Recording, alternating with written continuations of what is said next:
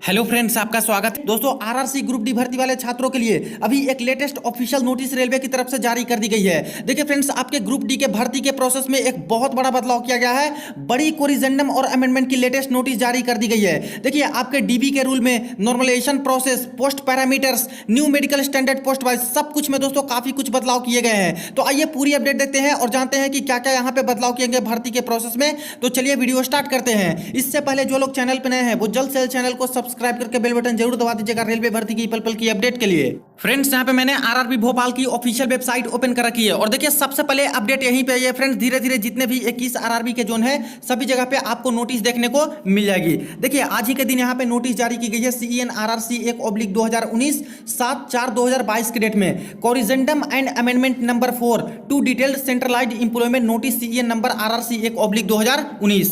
तो ये रही official notice government of India, ministry of railways, railway recruitment boards, corrigendum and amendment number 4 to detail centralised employment notice number RRC 1/2019 level 1 post. देखिए friends, date of issue 7/4/2022 के date में यहाँ पे जितने भी बदलाव किए गए फ्रेंड्स पॉइंट वाइज आप लोग एक एक करके समझिएगा। देखिए, with reference to the detailed centralised employment notice number CEN RRC 1/2019 published on 23/2/2019 and opening of online registration of applicants through the website of RRBs on 12/3/2019 and corrigendum and amendment number 1 published on 15/3/2019, corrigendum and amendment number 2 published on 27/3/2019 and corrigendum and amendment number 3 published on 24/1/2022 through the website of RRBs following changes are made through this corrigendum and amendment number 4। यानी दोस्तों, जो आपका form आया था group D का, इसके बाद form fill up का डेट यहाँ पे जारी किए गए थे, इसके बाद कई तरह के बदलाव किए गए इस नोटिफिकेशन में। अमेंडमेंट कोरिजेंडम की नोटिस आई, इसके रिगार्डिंग फ्रेंड्स कोरिजेंडम अमेंडमेंट 4 जारी की गई है जिसमें काफी कुछ अभी भर्ती के प्रोसेस में बदलाव किए गए हैं। आगे देखिए, corrigendum and amendment number 3 published on 24/1/2022 जो कि लेटेस्ट जारी किया गया था फ्रेंड्स जनवरी मंथ में, जिसमें काफी कुछ बदलाव कर दिया था और मेडिकल को भी दोस्तों यहाँ पे बढ़ा दिया था कई तरह के पोस्ट का। Is cancelled and therefore all amendments mentioned therein stand withdrawn. यानी फ्रेंड्स, जो इस डेट में नोटिस जारी की गई थी कोरिजेंडम वाली, वो रेलवे ने अभी पूरी तरह से कैंसिल कर दिया है और जितनी भी बातें उसमें मेंशन था सब कुछ यहां पे कैंसिल कर दिया है। यानी CB2 की बात कही गई थी वो पूरी तरह से कैंसिल हो गई, मात्र CBT एक ही एग्जाम होगा और मेडिकल स्टैंडर्ड काफी सारे पोस्ट का बढ़ा दिया गया था, वो सभी यहाँ पे कैंसिल कर दिए गए हैं। अभी नया वाला मेडिकल आ चुका है। देखिए, there will be only single stage computer based test CBT for CEN RRC 1/2019। तो सिर्फ और सिर्फ एक ही यहाँ पे एग्जाम ग्रुप डी का अब होने वाला है। आगे देखिए क्या क्या चेंजेस किए गए हैं वो सब कुछ यहाँ पे अब डिटेल में जानिए।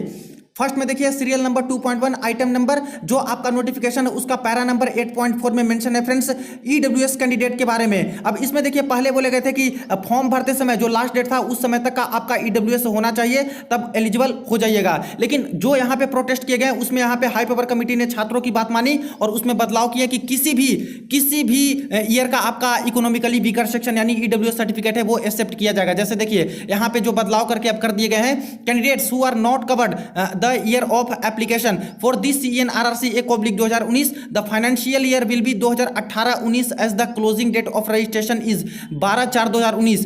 Any such certificate issued even after date of notification will also be considered as valid on the date of document verification. यानी जो पहले बोले गए थे कि फाइनेंशियल ईयर 2018-19 का होना चाहिए और 12/4/2019 से पहले का आपका सर्टिफिकेट बना रहना चाहिए, तो अब इसको कैंसिल कर दिए गए हैं। अब किसी भी आफ्टर डेट ऑफ नोटिफिकेशन यानी नोटिफिकेशन के डेट के बाद कभी भी आपका EWS बना हुआ है तब दोस्तों आपका एक्सेप्ट हो जाएगा। यानी आपका 2019 में बना हुआ है, 2020 में, 2021 में कभी भी नया भी आपका है EWS तो आपका एक्सेप्ट होगा। यानी सारे के सारे छात्र का EWS अब एक्सेप्ट होगा।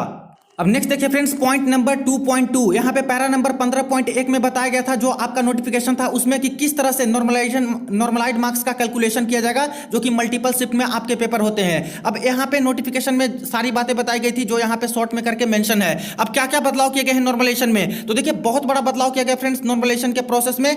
हाल फिलहाल यहाँ पे NTPC के नॉर्मलाइजेशन में बदलाव कर दिया गया है कि अब यहाँ पे दोस्तों परसेंटाइल बेस्ड नॉर्मलाइजेशन होंगे। तो इसी तरह से ग्रुप डी में भी चेंजेस कर दिए गए हैं नॉर्मलाइजेशन के प्रोसेस में। देख लीजिए, इन सीबीटी द एग्जामिनेशन में have to be conducted in multiple session shift, यानी सीबीटी के एग्जाम में मल्टीपल शिफ्ट में आपके एग्जाम चलेंगे।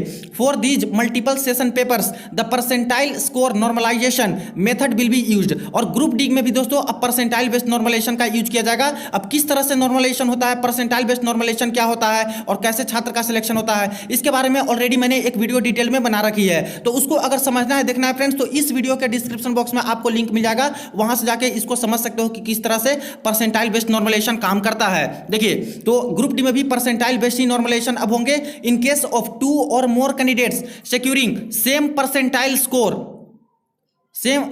score, the existing criteria prescribed in para number 14.3 document verification and impaneling of candidate of details CNRRC 1/2019 of deciding merit position as in case of same marks to be used।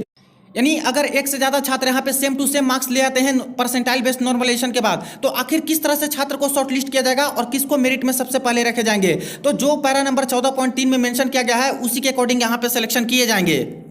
देखिए friends, ये रहा आपका official notification 14.3 में यहाँ पे बताए गए हैं। इस पॉइंट को आप लोग अच्छे से देख लीजिएगा। देखिए, बोला गया है इन केस ऑफ 2 और more candidate securing same marks, same to same marks आ जाते हैं, there merit position shall be determined by age criteria, that is older person shall be placed at higher merit. यानी दोस्तों, जिनका as ज्यादा रहेगा उनको सबसे पहले मेरिट में रखा जाएगा, उनका सिलेक्शन पहले लिया जाएगा। देन अल्फाबेटिकली ऑर्डर यानी A to Z of name shall be taken into account to break the tie. अगर इस तरह से डेट ऑफ बर्थ भी सेम टू सेम मैच कर जाते हैं तो अल्फाबेटिकल ऑर्डर, जिस तरह से उनका नाम का अल्फाबेटिकल है उस तरह से अरेंज करके छात्र का सिलेक्शन यहाँ पे किया जाएगा और मेरिट में उनको रखा जाएगा। इसके बाद देखिए, इसी कोरिजेंडम में आगे यहाँ पे बताया गया है, दो railway administration reserves the right to modify the formula adopt different formula based on technical consideration, यानी अगर जरूरत पड़ती है तो यहाँ पे बाद में रेलवे वाले नॉर्मलाइजेशन फार्मूला को बदल भी सकते हैं, उसमें चेंजेस भी कर सकते हैं। तो सबसे बड़ी बात यह है फ्रेंड्स कि नॉर्मलाइजेशन का फार्मूला आपका बदल चुका है, पुराना वाला नॉर्मलाइजेशन खत्म हो गया है, यानी परसेंटाइल बेस्ड नॉर्मलाइजेशन होंगे और जिनके मार्क्स सेम आ देते हैं उनके बारे में आपको यहाँ पे बता दिया कि एज क्राइटेरिया के अकॉर्डिंग जिनका एज ज्यादा रहेगा उनका सिलेक्शन पहले होगा मेरिट में। इसके बाद आगे देखिए, पॉइंट नंबर 2.3 पैरा नंबर 14.3 में बताए गए हैं डॉक्यूमेंट वेरिफिकेशन और इंपैनलिंग ऑफ कैंडिडेट के बारे में। तो फ्रेंड्स देखिए, ये भी बहुत बड़ी अपडेट है डीबी के रिगार्डिंग। जैसा कि यहां पे बोले गए थे डीबी में दोस्तों कि 1.05 टाइम्स कैंडिडेट का यहां पे सिलेक्शन किया जाएगा। पहले 1.5 गुना छात्र को बुलाया जाता था, लेकिन 2018 की भर्ती में ये लोग चेंज कर दिए थे, इसको हटा दिए और 1.05 गुना कर दिए थे, जो कि बहुत कम थी। लेकिन फ्रेंड्स अब इसको भी हटा दिया गया, पूरी तरह से खत्म कर दिए गए हैं। यानी दोस्तों 5% एक्स्ट्रा जो लेते थे वो पूरी तरह से खत्म है और वेटिंग का प्रावधान दोस्तों रेलवे ग्रुप डी में भी खत्म हो गया है, एनटीपीसी में भी खत्म हो गया है और साथ में मिनिस्ट्रियल एंड आइसोलेटेड कैटेगरी का भी कोरिजेंडम आ चुका है, इसमें भी वेटिंग का प्रावधान रेलवे खत्म कर दी है। अब क्या हो चुका है देख लीजिए, the first sentence of the para 14.3 of corrigendum and amendment number 2 is now modified as follows. देखिए, based on the performance of candidate in CBT subject to their qualifying in PET, the number of candidate to be called for document verification DB shall there henceforth be equal to the number of notified vacancies, that is in the ratio of 1:1। यानी friends अब जितनी भी vacancy जिस zone की रहेगी मात्र उतने छात्र को ही डॉक्यूमेंट वेरिफिकेशन में बुलाया जाएगा, 1:1 में यहाँ पे बुलाया जाएगा, यानी कोई वेटिंग का प्रावधान नहीं रहेगा। वेटिंग पूरी तरह से रेलवे ने खत्म कर दिया है। अब आगे देखिए, इसी में बोले गए हैं कि अगर यहाँ पे शॉर्टफॉल हो जाती थी इंपैनलमेंट कैंडिडेट करने में या फिर कमी हो जाती थी तो तब रेलवे क्या करती थी, तब दोस्तों पहले जो वेटिंग लिस्ट रहता था एडिशनल छात्र को बुला जाते थे, तो उसी वेटिंग लिस्ट से यहाँ पे तुरंत भर लिया जाता था जैसे ही सीट खाली होती थी, अगर कोई जॉब छोड़ के जाते थे। लेकिन अब तो वेटिंग पूरी तरह से खत्म कर दिए, तो अब क्या होगा, तो अब देखिए इन्होंने बोला है in case of shortfall in empanelment of candidate और other exigencies RRB RRC reserves the right to utilize the candidates down the merit list if required. यानी फ्रेंड्स अब क्या करेंगे कि मेरिट के नीचे जाकर यहाँ पे छात्र का सिलेक्शन करेंगे, अगर यहाँ पे इंपैनलमेंट में कमी आ गई यानी कि छात्र इनको नहीं मिल पा रहे हैं, तो यानी कह सकते हो कि फर्स्ट डीबी के बाद दोस्तों यहाँ पे second dB, third dB, fourth dB इस तरह से आएंगे, कट ऑफ को कम कर करके ये छात्र का सिलेक्शन करेंगे, लेकिन वेटिंग लिस्ट का कोई प्रावधान यहाँ पे नहीं रहेगा। अब आगे देखिए, ऐसा इसलिए बोले गए हैं, this however will not confer any vested right on such candidate to be consider for appointment. पहले क्या होता था कि वेटिंग लिस्ट में जो छात्र रहते थे वो यहाँ पे अपना जॉब क्लियर करने की मांग करते थे, अपॉइंटमेंट के लिए मांग करते थे, लेकिन अब वेटिंग हटा दिया गया है तो किसी भी छात्र को ये कहने के लिए नहीं रह जाएगा कि हमें जॉब कंफर्म दो ही, क्योंकि ये रेलवे पे डिपेंड करेगा कि कब मेरिट डाउन करना है और इसमें ज्वाइनिंग मिलते मिलते दोस्तों समय भी लग जाएंगे। क्योंकि देखिए डीबी तो फर्स्ट बार होगी जिसमें सारे के सारे छात्र को बुलाया जाएगा जितनी वैकेंसी रहेगी, पूरी सीट भर्ती नहीं है। अब सेकंड डीबी थर्ड डीबी कब आएगी दोस्तों किसी को पता नहीं है, पूरी तरह से आरआरसी पे डिपेंड करते हैं। हो सकता है 6 महीना बाद सेकंड डीबी आए, हो सकता है 1 साल बाद 1.5 साल बाद आए। देख रहे हो कि 2018 वाली जो भर्ती है अभी तक 2022 चल रही है फ्रेंड्स, अभी तक भी भर्ती प्रक्रिया कंप्लीट नहीं हुई है। थर्ड डीबी सेकंड डीबी इस तरह से करते जा रहे हैं तो इतना लेट यहाँ पे लग रहा है। तो अगर इनको पूरे के पूरे कैंडिडेट नहीं मिलते हैं तो अब दोस्तों मेरिट के नीचे जाके यानी कट ऑफ को कम करके और भी छात्र का सिलेक्शन ये लोग बाद में कर सकते हैं। आगे देख लीजिए यहाँ पे और भी पॉइंट इसमें मेंशन है। इसमें वही पॉइंट बताया गया है कि अगर 2 से ज़्यादा छात्र यानी 1 से ज़्यादा छात्र अगर सेम टू सेम मार्क्स ले आते हैं तो उनका किस तरह से मेरिट में लिया जाएगा उनको। तो इसमें वही चेंजेस किया गया फ्रेंड्स कि जो ओल्डर छात्र रहेंगे यानी जिनका एज ज़्यादा रहेगा उनको सबसे पहले सिलेक्शन ले लिया जाएगा, और अगर एज भी दोनों का मैच कर जाता है, डेट ऑफ बर्थ भी मैच कर जाता है, तब अल्फाबेटिकल जो उनके नाम के होंगे उसके अकॉर्डिंग ए अल्फाबेटिकल से जिनका नाम पहले शुरू होगा इनको सबसे पहले मेरिट में रखा जाएगा। उसके बाद बी को, सी को, इस तरह से करके जेड से अरेंज करके यहाँ पे सिलेक्शन लिए जाएंगे। अब नेक्स्ट कोरिजेंडम देखिए, तो ये यहाँ पे 2.4 पॉइंट है और पैरा नंबर 1.11 में लिखा गया है फ्रेंड्स, जो कि पेज नंबर 5 है। इसमें लास्ट सेंटेंस जो बोला गया है 1.11 पेज का, जिसमें इस तरह से बोले गए थे कि अगर शॉर्टफॉल होती है इम्पैनलमेंट में तो जो एक्स्ट्रा छात्र रहेंगे, वेटिंग लिस्ट वाले रहेंगे, उनसे यहाँ पे भर लिया जाएगा। तो वेटिंग लिस्ट तो खत्म कर दिए, तो यहाँ पे क्लियरली बोल दिया गया कि अब इसमें बदलाव कर दिया गया है इस वाले पैरा में। और अब ये हो गया है कि अगर रेलवे चाहेगी तो अगर शॉर्टफॉल होती है, कमी होती है छात्रों की, तो यहाँ पे मेरिट को नीचे जाके, मेरिट में नीचे जाके डाउन द मेरिट लिस्ट छात्र का सिलेक्शन ये लोग कर सकते हैं। अब नेक्स्ट कोरिजेंडम देखिए फ्रेंड्स 2.5, जो कि सब पैरा नंबर 2.1 का है, जिसमें वैकेंसीज के बारे में बताए गए थे। अब इसमें देखिए फ्रेंड्स जो सब पैरा 2.1 है इसमें बताया गया था the post parameters, qualification, medical standard and suitability of the post for PWD etcetera of various post are included in this CEN at annexure number A. तो एनेक्सर ए में आपका सारा कुछ पोस्ट पैरामीटर और मेडिकल स्टैंडर्ड के बारे में बताया गया था कि कितने पोस्ट है, किसका मेडिकल क्या है। अब देखिए इसमें भी बदलाव किए गए हैं और मेडिकल स्टैंडर्ड भी बदल दिया गया है। जैसा कि जनवरी में जो कोरिजेंडम किए गए थे, काफी 6-7 पोस्ट का ये लोग मेडिकल ही बढ़ा दिए थे, अब उसको खत्म कर दिया है। और अब देखिए फ्रेंड्स नया वाला मेडिकल आ चुका है, जिसमें कई सारे पोस्ट का बढ़ा भी है, कई सारे पोस्ट का घटा भी है। जैसे देखिए the post parameters, qualification, medical standard and suitability जो भी है, इसको अब यहाँ पे किस में एनेक्सर नंबर ए में मेंशन किया गया है सारे पोस्ट का।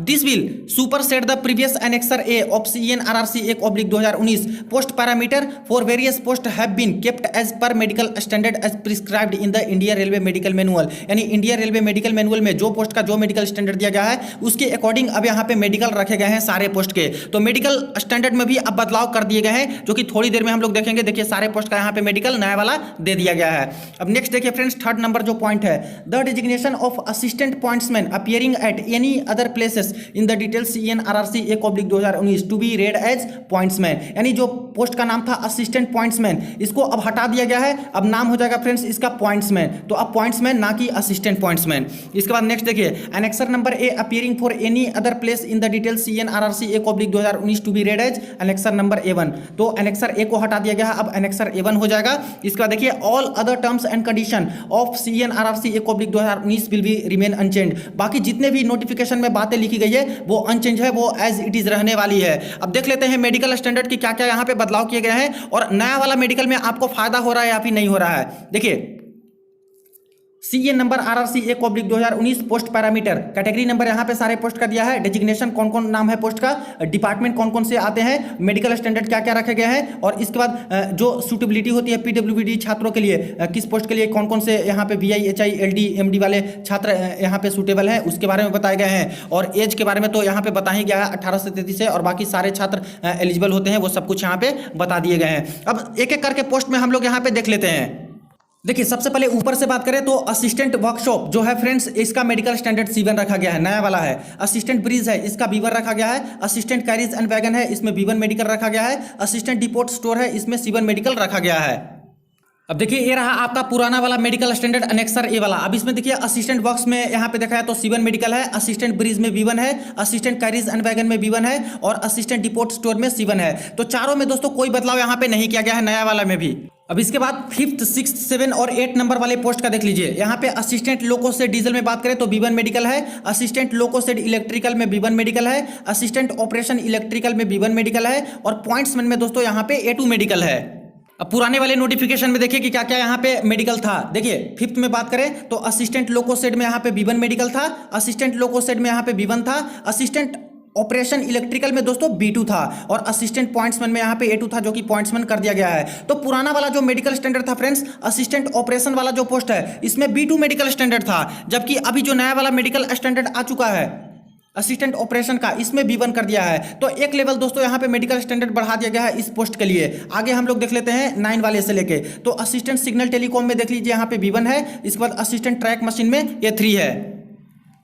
अब पुराने वाले में देख लीजिए यहाँ पे जो पोस्ट नंबर 9 है असिस्टेंट सिग्नल टेलीकम्युनिकेशन, पुराने वाले में B1 था तो सेम टू सेम है। असिस्टेंट ट्रैक मशीन में बात करें, ये ट्रैक मेंटेनर नहीं है फ्रेंड्स, ये दूसरा पोस्ट होता है ट्रैक मशीन का, तो इसमें देखा जाए तो पुराने वाले में B1 है। जबकि फ्रेंड्स नए वाले में देख लीजिए 10 नंबर में असिस्टेंट ट्रैक मशीन में A3 कर दिया गया है। तो पहले B1 था और अब जाके दोस्तों इसको A3 कर दिया गया है, यानी दोस्तों इसमें भी थोड़ा सा इंक्रीज कर दिया है, एक लेवल का मेडिकल इंक्रीज कर दिया है। हालांकि इन दोनों में काफी ज्यादा डिफरेंस तो है नहीं, फिर भी थोड़ा सा मेडिकल हाई यहाँ पे किया गया है 10th नंबर वाली पोस्ट के लिए। इसके बाद नेक्स्ट हम लोग देख लेते हैं आगे वाली पोस्ट की। देखिए 11, 12, 13 की बात करें तो असिस्टेंट टेलीकम्युनिकेशन वाले में यहाँ पे देख लीजिए B1 है, इसके बाद असिस्टेंट टेलीकम्युनिकेशन AC वाले में देखा जाए तो C1 है और इसके बाद असिस्टेंट TRD में यहाँ पे B1 है।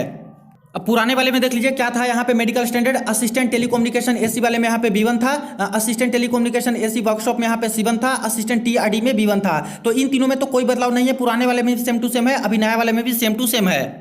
अब नेक्स्ट पोस्ट का यहाँ पे देख लीजिए फ्रेंड्स, जो कि 14 से लेकर 17 तक है। असिस्टेंट वर्क्स की बात करें तो यहाँ पे देखिए C1 मेडिकल स्टैंडर्ड है नया वाले में, असिस्टेंट वर्क्स वर्कशॉप में देखा है तो C1 नया वाला में है, हॉस्पिटल असिस्टेंट वाले में C1 मेडिकल स्टैंडर्ड है, ट्रैक मेंटेनर ग्रेड 4 जो कि सबसे ज्यादा पोस्ट होती है फ्रेंड्स ट्रैक मेंटेनर वाली, इसमें B1 मेडिकल स्टैंडर्ड है नया वाले में। जबकि पुराने वाली मेडिकल की बात करें तो देखिए असिस्टेंट वर्क्स में दोस्तों यहाँ पे B1 था। तो फ्रेंड्स पुराने वाले में तो इसमें B1 मेडिकल था, लेकिन फ्रेंड्स अभी नया वाला देख लीजिए, नया वाला जो रिवाइज करके मेडिकल आया है इस पोस्ट में दोस्तों यहाँ पे C1 है, जो कि आप लोग के लिए बहुत अच्छी खबर है फ्रेंड्स, क्योंकि मेडिकल स्टैंडर्ड एक पोस्ट का यहाँ पे घटा भी दिया गया है इस पोस्ट के लिए। तो C1 तो जो कलर ब्लाइंडनेस वाले होंगे, जो लेसिक सर्जरी वाले होंगे, उनको अब ए वाली भी पोस्ट मिल सकती है असिस्टेंट वर्क्स वाली, क्योंकि नया वाला मेडिकल में एक मेडिकल यहाँ पे घटा दिया गया है। बाकी और भी जो पोस्ट है फ्रेंड्स उसका मेडिकल देख लिया जाए तो यहाँ पे पुराने वाले में भी C1 था, हॉस्पिटल अटेंडेंट वाले में भी C1 था, ट्रैक मेंटेनर ग्रेड 4 में तो B1 था ही, और यहाँ पे नया वाले में भी सब में सेम टू सेम ही रखी गई है। अब आखिर कितने तरह के पोस्ट के मेडिकल में बदलाव किए गए हैं तो देखिए फ्रेंड्स 7 नंबर वाली जो पोस्ट है असिस्टेंट ऑपरेशन इलेक्ट्रिकल वाला, इसमें देखिए मेडिकल में बदलाव किया गया है। पहले यहाँ पे B2 मेडिकल मांगा जाता था, अभी इसमें थोड़ा सा बदल दिया गया है, बढ़ा दिया गया है, B1 कर दिया गया। इस बार 10 नंबर जो पोस्ट है असिस्टेंट ट्रैक मशीन वाली, इसमें देखिए पहले यहाँ पे B1 मांगा जाता था, लेकिन इसको बढ़ा के दोस्तों अब A3 कर दिया गया, थोड़ा सा इसमें भी बढ़ा दिया गया है। इसके बाद नेक्स्ट बात करें 14 नंबर पोस्ट असिस्टेंट वर्क्स वाली, तो इसमें आप लोगों को फायदा होने वाला है, क्योंकि देखिए B1 पहले मांगा जाता था तो इसका मेडिकल रेलवे ने और घटा दिया है फ्रेंड्स, यानी कि काफी सारे जो कलर ब्लाइंडनेस वाले होंगे, लेसिक सर्जरी करवाए होंगे, चश्मा लगाते होंगे, जिनका हाई पेपर होगा, उनको भी अब ये वाली पोस्ट मिल सकती है, क्योंकि मेडिकल घटा दिया गया है। तो 2 पोस्ट का मेडिकल बढ़ा है और 1 पोस्ट का ये लोग घटा दिए हैं। तो जैसा आप लोग चाहते थे कि पुरानी वाली ही मेडिकल होनी चाहिए, तो एज इट इज पुरानी वाली है फ्रेंड्स, कुछ ही चेंजेस हुए हैं। और जैसा कि जनवरी में एक बहुत बड़ा कोरिजेंडम ये लोग किए थे और लगभग 6 से 7 पोस्ट का मेडिकल बहुत ज्यादा हाई कर दिए थे, बढ़ा दिए थे। तो दोस्तों इसको खत्म कर दिए गए और मात्र 2 पोस्ट का बढ़ा है और 1 पोस्ट का ये लोग अभी घटा ही दिए हैं। तो फ्रेंड्स कह सकते हो कि अच्छी खुशखबरी आप लोग के लिए, मेडिकल यहाँ पे घटा दिया गया है और जैसा मेडिकल आप लोग चाहते थे वही मेडिकल अभी रखा गया है।